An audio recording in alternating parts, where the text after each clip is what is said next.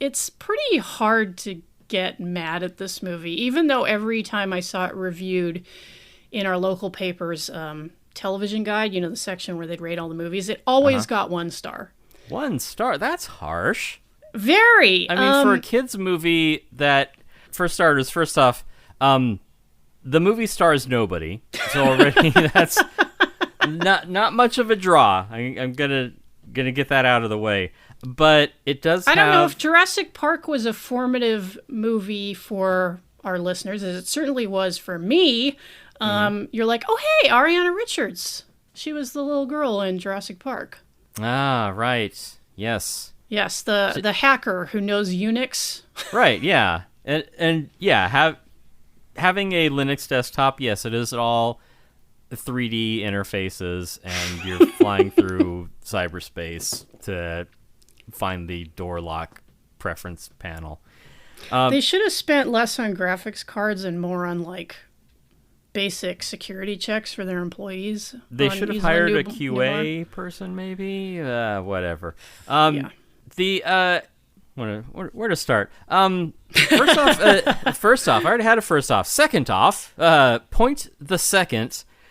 This movie has great miniatures and it has great practical effects in it. And I know that a lot of people are burnt out on CGI, not least of which the people doing the CGI, working 90-hour weeks for, a flat rate.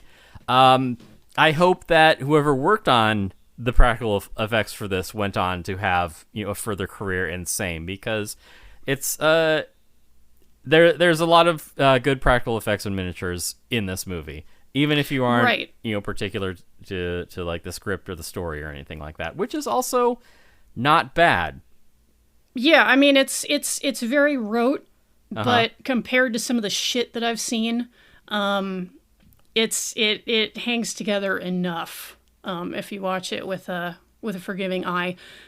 Going back to the effects, there's a good reason for that. It has a lot to do with the director and co-screenwriter, who is a man named Patrick Reed Johnson, who did this movie and then went on to direct Angus, which I've never seen, but I guess a lot of kids and teens saw it at the time. And, of course, the immortal John Hughes penned Baby's Day Out. Right, yeah. Well, I mean, John Hughes can do no wrong, barring Baby's Day Out. He has also just completed a film that was literally about, close to 20 years in the making, called 5/25/77. It's the best movie ever. No, this one's called 5/25/77, which of course refers to the date that a film called Star Wars dropped, and it's based on the author and director Patrick Reed Johnson's personal experience, because as a kid, I guess his parents had some connections because they were able to talk some industry folks into giving their 10 or 11-year-old a trip, a little tour, and they showed him a rough cut of Star Wars, or whatever the fuck it was called at the what was the working title for Star Wars? Hell if I know. Blue Harvest or some shit like that. That was the sequel. I haven't even fucking watched that Family Guy shit. The sequel to Star Wars. Star Wars 2/5. But anyway, this very privileged kid was able to see a rough cut of Star Wars before like the effects and things were even completed. And long story short, he was so interested in filmmaking and special effects that he started doing them himself, and he worked on the effects crews for a few different films before he was able to helm his own. And I guess he kind of got funneled into child-focused cinema, but maybe that's the kind of story that he preferred to tell.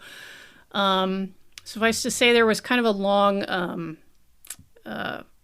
hiatus between his films in the 90s and then this one, certainly, which, or 5/25/77, which he started filming in like 2004 or something like that.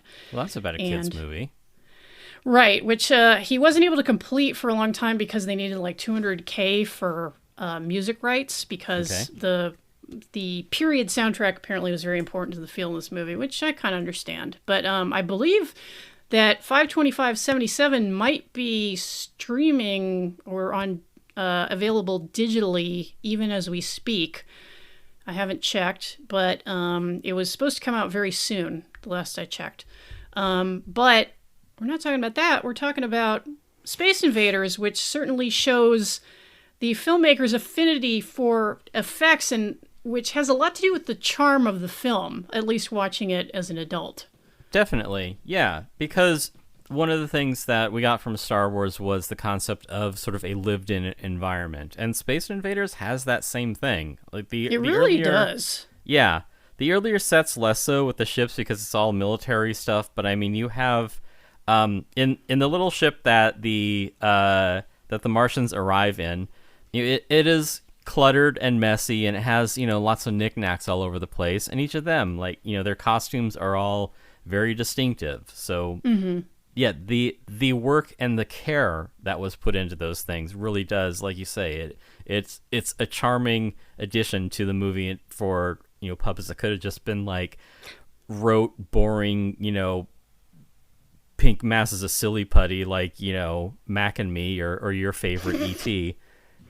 Right. Oh God, I hate him so much. But yeah, and like you were saying, the effects are so charming, and the alien suits, which are, they appear to be partially animatronic suits with little people playing the characters. Yeah. One of them is Tony Cox, who was later in Bad Santa. Oh, that's nice. I didn't know that. Yeah. Couldn't tell with all the makeup. Well, it seems that roles for little people in Hollywood tend to be somewhat limited, and the Tyrion Lannister roles are kind of few and far between, unfortunately. You don't say. So yeah. I think you end up playing a lot of aliens, elves, munchkins, that kind of thing. But and the like. And yeah, it's it helps for the story's purposes that they happen to be child size. So there's two cases of mistaken identity going on here. It's Halloween on Earth, and this little town of Big Bean. Their one radio station is playing the War of the Worlds broadcast, and these aliens mistake that for the go signal to invade Earth when there are no other Martians around. And since it's Halloween, people see these little green men running around and like, oh, what an adorable costume. They aren't taken seriously. And so it's Earth people mistaking this fearsome invasion for just, kids in costume, and the fearsome invaders mistaking themselves for fearsome invaders when they're really just 5 idiots who don't have an army. Right. And the War of the Worlds connection is interesting. It's even alluded to in the film when there are a couple of old people reminiscing while listening to the broadcast. Yeah. It's like 2 old guys saying like, oh yeah, I remember when this was broadcast, and then one of their wives comes out and she's like, yeah, I remember when you you went off with your buddies to fight Martians. Yeah, you grabbed a bucket and put it on your head and went to go fight the Martians with your buddies. And it's funny too. Go ahead. And then he tells her, ain't you dead yet? Which is an extremely good comeback. Hey, you can't listen to this. If you want to hear the rest of this episode, you got to head on over to patreon.com/haveyouseenthis. And for only $5 a month, you'll get the rest of this episode, plus one more every month, plus over 50 other patron-only episodes. Find the deep cuts for only $5 a month at patreon.com/haveyouseenthis. Link is in the description.